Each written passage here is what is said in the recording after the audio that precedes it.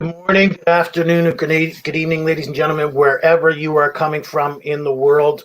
A very happy new year to you. We are on our first episode here in 2021 for Open Up. I am your host here for Open Up, RJ Horner. I'm also proud to announce that I have recently been nominated as Vice President for Voice of the Men 360, and I'm proud to represent this organization. I'm also the host and facilitator of programming within my community, Live and Love Life Empowerment. But let me share a brief intro about Voice of Men 360 International Men's Day and why this show, Open Up, is important. Voice of Men 360 is a not-for-profit organization based in Toronto, Canada, and we're proud to represent International Men's Day. International Men's Day has been serving for over 21 years and is now represented in 90 countries around the world. IMD follows 6 pillars, which represent the overall well-being of boys and men. And we follow the same path here in Voice of Men 360. So why is Open Up so important? Many men do not open our hearts, and we're not willing to share our struggles and personal matters. We keep emotional challenges within ourselves. And at some point, that's bound to affect our health conditions in many ways. So we want to create an open space and allow others to share their life journey. So we create awareness around the struggles and the challenges and overcoming life's up and downs for men and boys. There are no limitations for gender, age, nationality, or ethnic groups with sharing their life journey. All walks of life are invited to participate. Our goal is to make a positive impact in anyone's life through the program. Open Up is on Sunday mornings, 10 a.m. to 10:30 Eastern Time. Each week, we'll bring an individual who will share their life experiences with you. Today, I'm proud to bring a special guest who's a woman and an Indigenous Canadian who wants to share her life journey and talk about boys and men. Kristi White is a Bear Clan from Oneida Nation on the Thames. She is a mother of 4. Kristi has spent many years helping to establish, implement programs for families and children based around healthy living, healthy relationships, and literacy. She's also a children's author, an advocate for cultural and language appropriate content for Indigenous children, as well as theme and content relatable for boys. She and her family are very active in their communities and attend many events and ceremonies. Welcome, Kristi, to Open Up. Thank you for joining us on this Sunday morning and being willing to share your life journey with us. To start off, would you maybe tell us what childhood might have been like for you growing up? How was it as a young child, elementary school? Tell us a little bit about that if you wouldn't mind. You're still on mute? There. Good. Can you hear me okay now? Yeah, we're good. Thank you. Tell us a little bit about your childhood if you wouldn't mind. Okay, so I grew up on Oneida, which is a reserve. It's an Indigenous community about 25 minutes outside of London, Ontario. There's actually 3 communities there. There's Oneida, Chippewa of the Towns, and Munsee Delaware Nation. And I don't know, I don't think to me at the time it seemed any different because it was pretty much the same. It was once we had moved into the city that I definitely started noticing a change. It was very different growing up as an Indigenous girl. Then my mother actually joined the Canadian Forces and we moved up to base Petawawa. And at that time, we were the only Indigenous family pretty much on the whole base.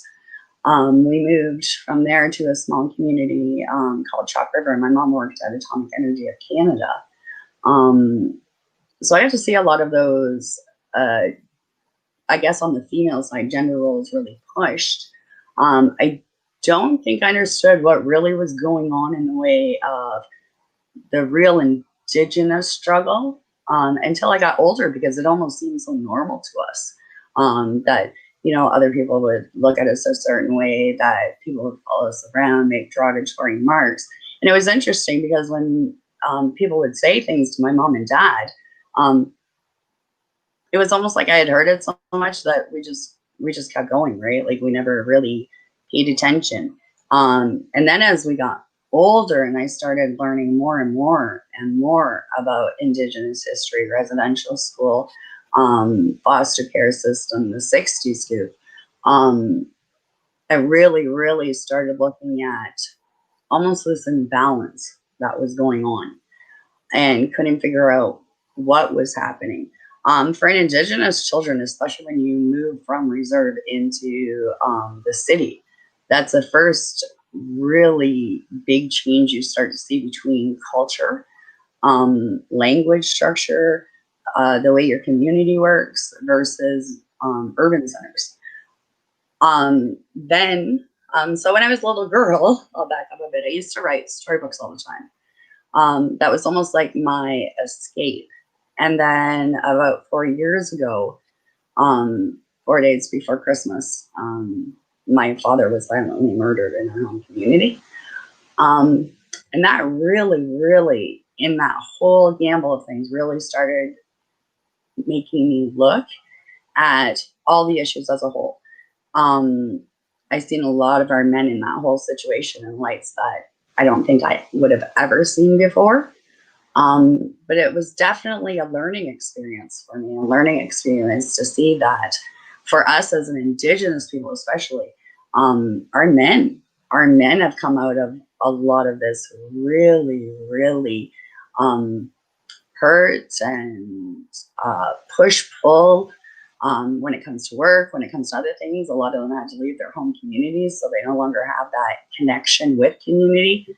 A lot of them are only coming home when it comes to certain things, usually funerals. So that causes a huge strain, and I started to see all this hurt that was going on amongst our men. When my father was murdered, I'm a daughter. I have a bunch of brothers, and as much as, I had so many people to lean on and everything else, I really noticed that in that journey, my brothers were struggling. And it was really hard for me, even in my position, to access them help. And I decided that I really needed to be a big part of the change. Wonderful. No, I'm glad you mentioned your brothers, because, you mentioned the struggle that men and boys face in your community, to relate, to continue to relate, and to continue to be a part of the community. So they lose touch because they have to provide and they have to exist. Yeah. But how do they grow from, being locked into this community? Because that's what it is like for Indigenous. You're locked into your community, and then you have to expand your horizons and leave and go to the city and try new things. What's that like for a young boy growing up, if you wouldn't mind? Like, your brother's eyes, if you wouldn't mind explaining that. Okay, so I can do that for you. So let's take today, for instance. A lot of our guys are out in the bush. They're doing hunt camps. They're learning about the land to provide for families and stuff. We're so culturally involved like that, and I think it's really hard. My home community, as an example, our kids only stay on reserve at school till grade 6, and then we're into the city. Especially our boys, when they come into the city, they have a really, really hard time connecting with other children. A lot of the stuff that we see going on at home, whether it's how our families function and events or stuff like that, it's a huge culture shock. And it happens so quick because as Indigenous parents, especially if you're raising your children on the reserve, we completely forget that, you're just going through life, boom, now your child's in the city.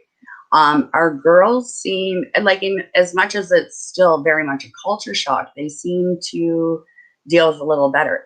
But I think with boys, the hard part is, as you mentioned, boys have a really hard time connecting with their feelings. They have a hard time talking about it. They have a hard time identifying it. So I think those scary, scary feelings of almost a fish out of water, they try and mask it, which then, especially for our boys coming in the city, starts becoming problematic, because they almost get this like chip on their shoulder where they feel they have to defend themselves all the time. And it's almost like a survival mode that they get put in. No, thank you for that. Absolutely. Exactly. And then, so, you mentioned how you lost your dad at a certain age, not long ago, but so did you have a great relationship with your father? Did he mold you into the person you've become? Because I mean, you've become an advocate, you've become this great, author for children's stories. How did that become from your father's influence, if you wouldn't mind? So the one connection I had with my dad was writing little storybooks. My dad was an iron worker. And when I was little, actually, I don't think I really had a concept of what an iron worker was, even though I am from an Iroquois nation where, I mean, lots of our men have become iron workers. They started their own union, all of that, which is a pride point. I don't think I had any idea what that meant. So I'd write little storybooks and put them in his lunch pail when he'd go to work. And I think for the longest time, I think I just thought like my dad was going to be sitting on the hood of his truck reading this book.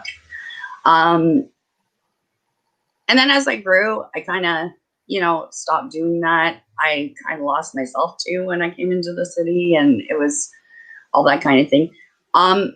We didn't have a relationship like you would standardize a father-daughter relationship. Most relationships, especially with Indigenous people, it's hard because we are still in the effects of residential school.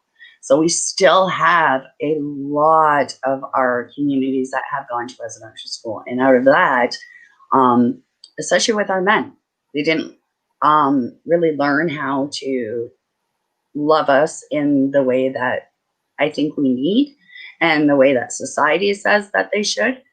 They weren't taught that. They were told, we don't show emotion. When they went to residential school, if they did, unfortunately, the repercussions of that were astronomical. So I had a great relationship with my dad, but I think in my whole existence, I heard my dad tell me he loved me twice. And, when I was little, I think it bothered me because I seen a lot of other, especially in the city, I seen a lot of other families who were very, had that emotional attachment. You always see the hugging and the I love you and have a great day. And that was something that was really weird to me because you didn't see it in a whole lot of First Nations houses. And a lot of that came from residential school system, especially with our men. They didn't know how to show us that they love us or that they're proud of us or that they're struggling. Those were just things that through the system, they were told, men just bottle up. They just keep going. They just keep surviving. And you know what? I thank you for that because I you know what? Not to make light of yours, but I don't think that's a cultural issue so much anymore. No. You know what? No. My wife's Portuguese, and she tells me very much same thing. You know what? Growing up, she had a good relationship with her father, but at the same time, the expression of love was different. Yes. Right? It wasn't I love you, come here, let's have a hug. There just wasn't that bond there, but the love was there. You know what I mean? You could tell her dad loved you just like you, I'm sure you did. You know what I mean? So yeah, thank you for that because I don't think it's a cultural issue. We are, I think, slowly growing out of that. And by continuing to share stories just like this, people can realize the connections, right? Oh my God, that's exactly the way I went through growing up. And I think that's the point of our show here today. So thank you very much for that. But you mentioned also writing, and at a certain point, you got into this this divide or this we're not treating our kids right. We're not sending the right message. Where did the writing and this message intertwine, if you wouldn't mind? Do we still have you? So the message, the message was actually before the book writing. My son, my youngest son actually, is autistic. I have two autistic children, my son and my daughter. And he had started his own campaign to advocate for First Nations children with disabilities, especially autism. And in that, the more people we met, the more stories we heard, the more I seen this, and the more I was advocating for my son and my daughter, I started to see this huge difference between both of them in the way of education, in the way of social skills, those kinds of things. I found it much easier to engage my daughter in stuff than I did with any of my boys. And a lot of that really came down to I had to look at myself and when I was a kid, and I realized that I could share one story. A lot of children growing up In some schools, they study a movie called Where the Spirit Lives, and they usually show it during like Indigenous Awareness Week, those kinds of things. When I was a little girl, it was interesting because I lived in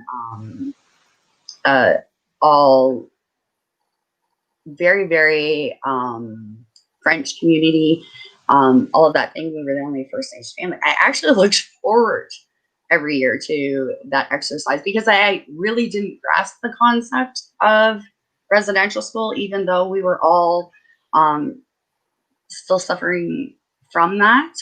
So I used to love to write about it and do the book report. And I knew I was always going to, that was the one time of the year that I was going to ace it.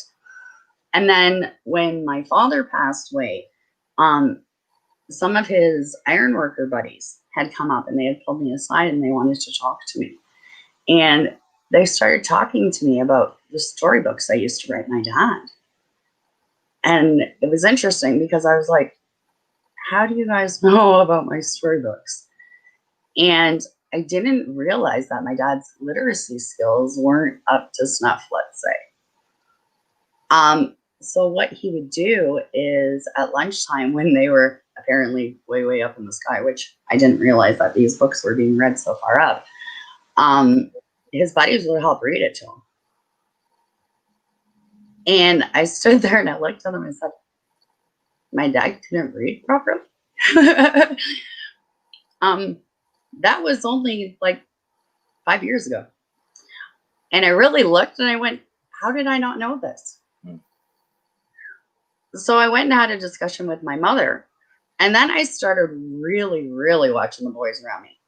My uncles, my great uncles, all of them. I was like the little spy detective because I was trying to see how I missed that my dad's literacy skills were so behind.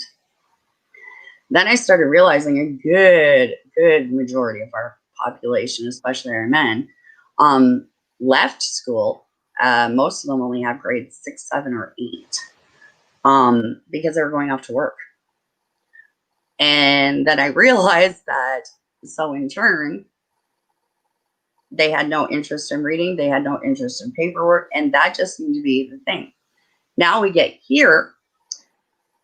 And after they were telling me about the storybooks, I was really, really going through something in life. I think everybody does, especially if you lose a parent. Like, where am I going to go? What am I going to do? And the books just kept coming back to me. And I thought, if I can write books to help boys engage, that'll make a huge difference. Because one thing with my boys is I couldn't get them to read because nothing I could offer them they could relate to. There was nothing really for their age about hunting, about fishing, about boys with long hair, moccasins, drumming. There was nothing that was part of their everyday world that they could go, oh my gosh, that looks like me. Or, oh, they're doing something I did last week. Well, relate the excitement to their daily activities. Absolutely. So many things that they participate and it's part of your culture. But again, has nothing to do with our modern world. You know what I mean? We don't see it on TV. It's not told in tales. It's just not accessible to them. Absolutely. Great. So what I did is I had met my co-writer, Jim, at that time. And he writes stories specifically directed to boys and was telling me about the other books he wrote. And I thought, this is my chance. And it was interesting because it had just kind of fallen into my lap. That we were on the same page. We had the same passion. He had already been doing it. But the thing is I really had to put a lot of thought and research and all of that in because I knew there's so many people who have tried, especially within the Indigenous communities, to offer help to do that thing, and it wasn't working. So what piece was missing? What did I need to do? And the biggest thing I figured out is giving boys content that they can relate to, showing them positive role modeling that they can relate to. A lot of books showing that men can problem solve, men can do all these things. But boys need to be able to see that. They need to be able to relate to it. No, and so I love that you talk. You really are worried about the language that we use and the terminology that we use for setting people up to grow. Like it's sometimes it's in the words that come out of our mouth that are we don't see, we don't hear how it affects younger boys or young men growing up. So that is part of your writing, it's part of your work as well, right? Well, it's interesting to give you just a quick example. If we take a picture of a bridge, like say the Golden Gate Bridge, and everybody can kind of envision that in their mind. And if I asked you yourself, um, give me some descriptive words of that bridge. Naturally, even myself coming from Canada or especially US English speaking countries, a lot of those words that you'll use is strong, sturdy, um, because that's what our language tells us that bridge is. Now, if you take children who speak Spanish, for instance, and ask them to give you descriptive words of that bridge, they're going to describe that bridge as elegant and soft. The wording is going to change. And the reason that is because the word bridge in Spanish is female. In Canada, it's not male or female. We just put the assumption in that it's male. So this is the problem with our children, is when we don't use wording the way they're used to it, it becomes this confusion. I can understand the concept, but then if I may ask, how do we get people to speak the same language in that case? Because again, we're all culturally divided. And that's the thing is, my whole thing is because we have so many, I mean, it's Canada. We have this great wealth of so many cultures and so much language and all of these things that it's not a fact that everybody needs to be on the same page. It's a fact that everybody has to respect that there are certain parts, like for Indigenous children, you have to offer them content that they can relate to, especially our boys. Being a good man, yes, there's a certain term around it, there's certain description around it. But when you're looking at culture and those kinds of things, that can be very different. What is considered a good partner or a good father or whatever, as we were discussing about fathers, to another community, my father may not look like a great father. But my father, I tell you, was one of the best fathers in the world. Absolutely. But because he didn't have that love language, it doesn't look the same. So the thing is if we offer the content to the children in the way they can understand it, that's where the change is, because it's still something that they can relate to. And I love that. First of all, our show is called Open Up, and I think that's how we get beyond this. That's how we start talking the same language, being open enough to have these conversations, not just in a format like this, but out in public. You know what? When you and I meet on the street, or you meet a Greek person, or a Portuguese family, you know what? Have those conversations. Learn about their culture. Learn about their what they do, and notice the similarities based on that. Have these conversations, and I think we can start to move forward to a little more of a collective environment. So that's my solution to help get back to where how do we change things, how do we make things better for men and boys moving forward. But what would you think is something we can suggest, something we can do to help repair this divide, but whether culturally or just men and boys not being open enough to have conversations? Well, if that was an easy fix, I think we wouldn't be having these meetings, but I do have some things, at least in the thought process. I think one is we need to make that space for boys, for men. We need space where men and boys can go and be who they are, what they want to do in that open space without feeling like they're being judged and that kind of thing. Again, putting those supports in place for our older men definitely lays the footprinting for our younger men. And for our little boys and stuff, again, having conversations, teaching them that the model scene may be different, but it doesn't necessarily make it bad. It's the Hello, Kristi, are you still there? fact that just You. I think we're losing our guest here. I think we're having signal problems. I'll give it another moment to see if she can come back with us. skills. Sorry, And Kristi, we've lost you a bit there. If you wouldn't mind backing up and maybe telling us a little bit again, being there and having these positions in place, and then take it up from there.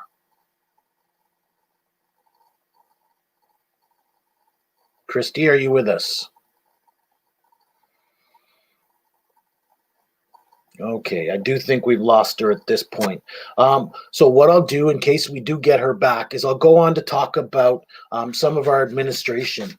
And we have an art competition going on right now where we want you to represent International Men's Day. What does International Men's Day mean to you? And we want you to describe that to us through your art. Now, that may be writing. You may want to write an article or a short story, but it may be poetry, some painting, photography, that sort of thing, a performance art, comics. Get your art into us. This competition is open till January 25th. Please email us at info@voiceofmen360.org to get your art in. And there are 3 prizes available. We have a first prize of $250. Thank you, our sponsor, for that. Right Choice Professionals provided $250 for a first prize. We have a second prize of $175 provided by Wood Gold LLP Barristers and Solicitors, and a third prize of $100 provided by Macamet and Agostino Mortgages. And then our website support came from DF Credit Solutions. Thank you for our sponsors for helping put this art competition back together. Again, please get your submissions into info@voiceofmen360.org. I think Kristi is back with us. Kristi, are you there? Yeah. Thank you. I just thought I'd do some administration there, but you were talking about having these programs set in place, and then we kind of lost your signal there. Would you maybe take up from where you think you left off? Again, it's just really, really, really supporting and moving towards opening up those very supportive places for men, where the older men can relearn how to use what we call the love language, right? Being able to express their emotions, those kinds of things, and places where they can connect in a positive way with our young ones, setting up more, play groups that are more derived towards dad and children. I would love to see more daddy and daughter dances. Just really, really making space to work on those connections and really helping men understand that it's okay to connect on these ways and it's okay to feel, and teaching our young boys new ways to communicate and new ways to deal with emotion and all of those kinds of things that men it's really difficult for them.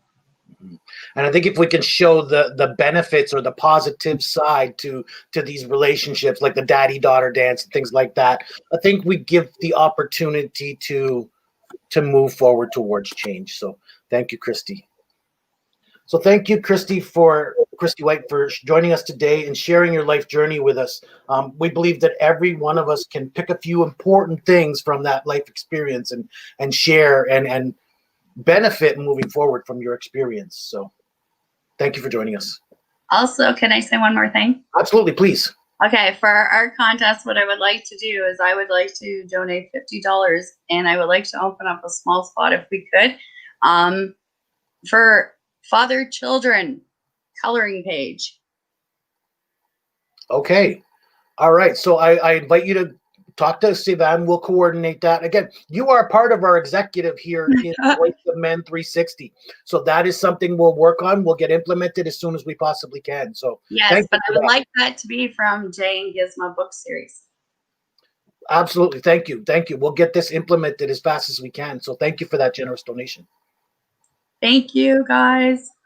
So that was Kristi White, and that's our goal. We want to bring individuals and give the community the opportunity to share their life journey, have an open conversation about men, about the problems and challenges they face. And we can help them here in this one format with Open Up. We have 4 live shows. Open Up has a month or a weekly live talk show every Sunday morning at 10 a.m. Eastern Time. We have a monthly webinar that is actually twice a month on Saturdays at 10:30 to 11 a.m. Then we have a live talk show in Tamil. It's called Vili, which actually means I am told.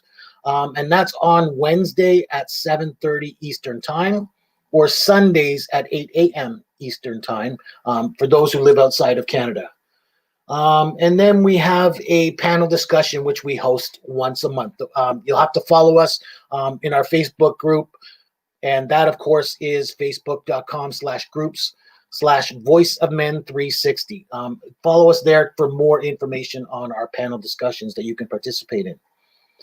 And of course, we have a podcast, Open Up, where we invite you to participate, and Vili in Tamil, where we want you to participate. We want you to share your information. So please reach out to us and be a guest on our shows. And of course, we want to work with you. We're still looking to expand our executive and our administration group, and we're looking for volunteers at all the time. So if you want to volunteer with us, or if your business wants to get involved with us, we're open to that. We're still a growing organization at this point, but I think we have a lot of value moving forward. So there's no limitations in our community, whether that be gender, ethnicity, nationality, or age group. We want you all to participate. Everybody has experiences on every level. So if you want to be a guest on one of our shows, please reach out to us. Our phone number is 437-889-8329. You can email us at info@voiceofmen360.org. Our website is www.voiceofmen360.org. And you can find us on all of our social media pages. Again, facebook.com/groups/Voice of Men 360. And again, that is our name. You'll find us on all of social media at Voice of Men 360, as well as our YouTube channel, which hopefully you've tuned in here today to watch on YouTube. And so thank you for joining us again. I am RJ Horner, host of the Open Up Show and vice president for voiceofmen360.org. Thank you for joining us today. Oh, and I would love to mention that within the 2020 year, we've expanded from 25 members up to 1,000 members. We have reached the 1,000 member mark. So thank you for everybody joining us with this message and this journey. And please continue to invite your friends, continue to help us to expand. 1,000 is a large number, but we hope to expand our reach into the millions one day. So that only helps by expanding, sharing, and expanding the outreach. We want to reach out to more people and help more people. So thank you for your support. Please continue. Again, I'm RJ Horner. That has been our show today. Thank you, Kristi White, for sharing that valuable journey with us. Until next time, better days ahead.